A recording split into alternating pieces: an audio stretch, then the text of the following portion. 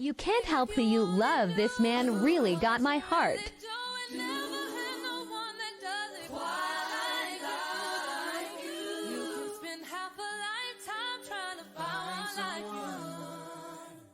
That's why I am so glad I found you, babe. The GBI is investigating what appears to be a double murder-suicide that happened on Thanksgiving Day. The GBI identified the victims as 36-year-old Shendora Adams and 19-year-old Tyiun Adams. 36-year-old Jamar Calloway is suspected of being responsible for their deaths. He is believed to be the ex-boyfriend of Shandora. After the shooting, the GBI says Calloway went to Ocala, Florida, where he later allegedly shot himself and died from his injuries at a hospital in Florida. Once I do not fuck with you no more, you can tell people whatever you want to tell them. I ain't clear enough shit. All I know is I saw a snake, and a snake only shed to get bigger, so they can fuck with you. But I ain't. Imagine having a hater and they talking bad about you and they want everybody to hate you, but people become intrigued with you. They do their research and they find out, you know, she really dope as fuck. So instead of hating you, they love you. Shendora Adams, affectionately called Dora, was the epitome of resilience, a driven and loving mother who refused to let life setbacks define her. After enduring years in an abusive relationship with Jamar Calloway, she found the strength to leave and start rebuilding her life, proving that courage and determination can shine even in the darkest circumstances. Dora had hope for a brighter future for herself and her children. But of course, there was one glaring issue standing in her way. Calloway, the abusive ex who just couldn't comprehend the meaning of "it's over." Apparently, when she left him, Jamar's fragile ego and obsessive tendencies couldn't handle the rejection. Why respect her boundaries or a court-issued restraining order when he could ignore both, right? On Thanksgiving Day, when families across the country were gathering to celebrate gratitude and love, Calloway decided to remind the world what a restraining order is worth against a man consumed by rage and entitlement. Absolutely nothing. He ignored the legal protections Dora had in place, broke into her home, and proved yet again that the system meant to protect victims of domestic violence is nothing more than paper thin. In a despicable act of cowardice, he murdered Dora and her young son before turning the gun on himself. A man who couldn't handle rejection or responsibility made the ultimate selfish decision. If he couldn't control her in life, he'd steal her future in death, all on a day meant to celebrate family and gratitude. This senseless tragedy lays bare the infuriating reality of weak, ineffective laws that fail to protect victims of domestic violence. It's an enraging indictment of a world where abusers remain free to terrorize their victims, even after courts intervene. Welcome to the American Crime Femicide channel. Please like, share, subscribe, and hit the notification bell for future uploads. We gon' spin and kill. Deep in this fuck. A nigga telling on. It's a vibe right here. Hold on. Y'all ready? Okay, step. Reverse. Bainbridge, Georgia, a quiet rural town in Decatur County, seemed like the ideal place to build a life, known for its strong community values and outdoor lifestyle. It was where Shendora grew up, raised by her hardworking mother alongside her sisters. Dora was the vibrant, fashionable one in the family, known for her creativity and love of style. Hey, what she look like, bro? Shawty press, shawty fine, yeah, face card valid, she gon' slay it every time. Someone over there on the ride with me. Her social media reflected her flair, showcasing her bubbly personality and the pride she took in her accomplishments. But beneath her polished exterior, Dora was a fighter. She managed 3 businesses: Dora Professional Tax Services, Dora's Hair Fashion, and Adams Box Trucking Company LLC, while raising her 2 children, Tyiun, 19, and Tyiun, 17. They were her pride and joy, a family bonded by love and resilience. Dora's path to success wasn't without struggles. In 2021, she faced a nightmare when she was falsely accused of defrauding her employer of $63,000. Arrested and humiliated, her mugshot was shared in group chats. Her reputation was dragged through the mud, and her children endured bullying. But Dora fought back with everything she had. spending $15,000 to clear her name. In 2022, she was acquitted, reclaiming her dignity and her future. Reflecting on her ordeal, she wrote on social media, "Imagine being booked and charged, only to be acquitted 3 years later. Envision your mugshot circulating in group chats and people referencing your charges during disputes. Picture your kids facing bullying because of it. However, I've raised resilient warriors.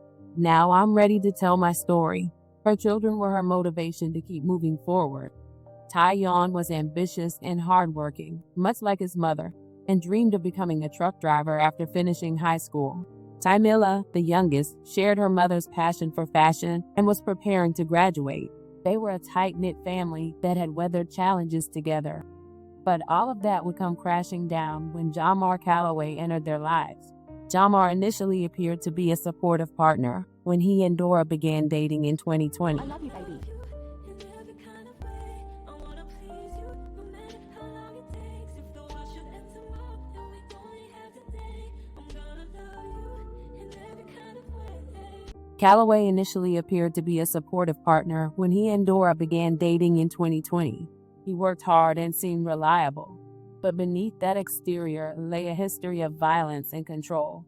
In 2014, Jamar was arrested for assaulting a previous girlfriend, a red flag Dora likely didn't know about. Their relationship began happily, with Dora even sharing posts about their love on social media. But it didn't take long for his true nature to surface. By December 2022, Dora had called the police on him after he physically assaulted her.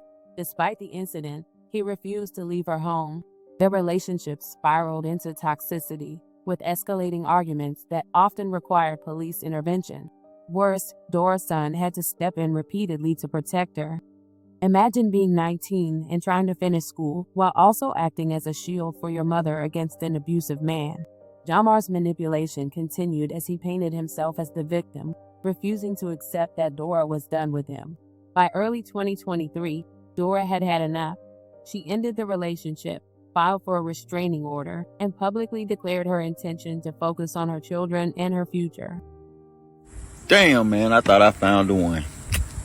Now I gotta have a grand open into the streets. Bro, one day, I'm gonna be somebody's motherfucking fine ass wife. And I mean this shit. And that's on period. Gave so much of me, lost myself through it all. Tried to fill you up, pouring from an empty cup. Gave so much of myself. Thought I had me a real nigga that was capped. Just made a call to the streets, bitch, I'm back. My old Jones tapping in like, where you at? One call, one. Have you ever been in a situation where the best thing you can do was the hardest thing you've ever... You see that girl right there? Whoever gets to love her next is gonna have a hell of a time trying to prove to her that you're not like the rest. But it's worth it. She's worth it. But Jamar wasn't done. He stalked Dora's social media, showed up unannounced at her home, and refused to accept that their relationship was over. How he be acting when he see me?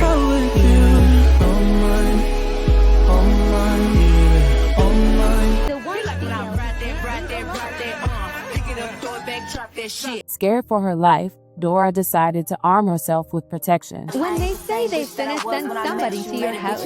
When I should have been left. Know you had control, started fucking with my mental. You wanna move on, swear to God, I'ma let you. Despite this, the system that should have safeguarded her and her family failed spectacularly. Restraining orders and guns meant nothing to a man like Calloway, whose obsession only grew. On Thanksgiving Day, 2024, Jamar made his final, devastating move, breaking into Dora's home. He confronted her once again, this time armed with a gun.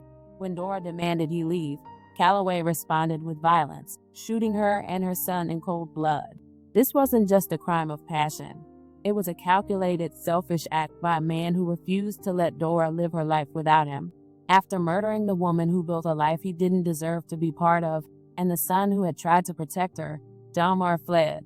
He drove to Ocala, Florida, where he called his parents to confess what he'd done. In a final act of cowardice, he shot himself in a parking lot, robbing Dora's surviving daughter of the chance to see him held accountable in court. Tymilla, just 17, was left to grapple with an unimaginable loss, the deaths of her mother and brother, taken in an instant by a man who shouldn't have had the opportunity to harm them. Shendora and Tyiun Adams lived here, where investigators say they were shot and killed the morning of Thanksgiving. Shendora's older sister tells me that her loved ones' deaths are a tragic result of an ongoing cycle of domestic violence. My sister was in the process of leaving him. She wanted him, he wouldn't go nowhere. Like, she done put him out several times. The GBI says Jamar Calloway, Shendora's ex-boyfriend, is the one who shot and killed her and her son. Shendora's older sister tells me at some point Calloway was living with the mother and son. After the shooting, Calloway fled to Ocala, Florida, where he allegedly shot himself and later died from his injuries. Despite having a restraining order, Shendora's sister says Calloway broke into her house the morning of the shooting. You're telling me that Tyiun stepped in to protect his mom? Yes. When it came to his mom and sister, he gonna protect them with everything he got. Something Miss Wilson says Tyiun had to do several other times. I was able to get several incident reports from the Decatur County Sheriff's Department that detailed domestic incidents between the estranged couple. I also learned that Calloway was involved in a 2017 simple battery case out of Grady County involving another victim. I'm hurt. Like, I want to know why he did it. Why he just can't leave her alone. This tragedy isn't just horrifying, it's an indictment of a system that continuously fails victims of domestic violence. Dora did everything right. She ended the relationship, sought a restraining order, and focused on rebuilding her life. But none of it mattered because restraining orders and police interventions are often toothless when faced with abusers determined to harm. Dora, a mother, a businesswoman, and a survivor, was stolen from her family because the protections meant to keep her safe didn't work. A few days after their devastating murders, their grieving family gathered to honor their memory with a balloon release.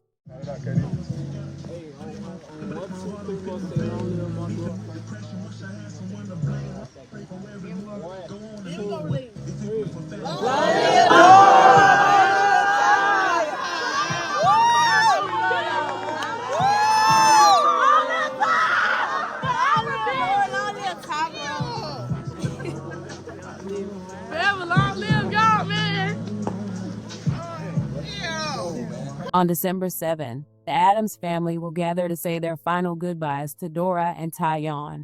Their deaths weren't just tragic, they were preventable. This isn't just a story of loss, it's a story of failure. Failure to hold abusers accountable before they escalate, failure to provide real protections for victims, and failure to stop a man who had shown every sign of being a danger. May Shendora and her heroic son, Tyiun Adams, rest in peace. Their story is a haunting reminder that domestic violence doesn't end when a victim decides to leave. It's a call to action to demand stronger protections, real consequences for abusers, and an end to the complacency that allows tragedies like this to happen. Dora and Tyiun deserved so much more, and we owe it to them and every victim to do better.